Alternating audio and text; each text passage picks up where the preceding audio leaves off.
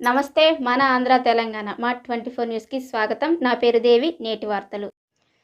పేదరికం నిర్మూలనే లక్ష్యంగా ఆంధ్రప్రదేశ్ ప్రభుత్వం ప్రతిష్టాత్మకంగా ప్రవేశపెట్టిన P4లో భాగ్యస్వాములైన జిల్లా కలెక్టర్ అల్లూరి సీతారామరాజు, జిల్లా కలెక్టర్ దినేష్ కుమార్ ఒక నిరుపేద విద్యార్థినికి నీట్ కోచింగ్ ఇప్పించినట్లు ఆయన వెల్లడించారు. దానితో పాటు ఆమె కుటుంబాన్ని దత్తత తీసుకున్నట్లు ప్రకటించారు.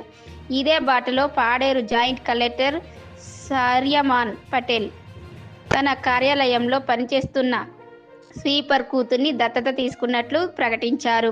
అదేవిధంగా పాడేరు ఐటీడీఏ పీఓ విద్యార్థిని దత్తత తీసుకోవడంలో రాష్ట్రం నలుమూలల నుండి వారిపై ప్రశంసల వర్షం కురిపిస్తున్నారు.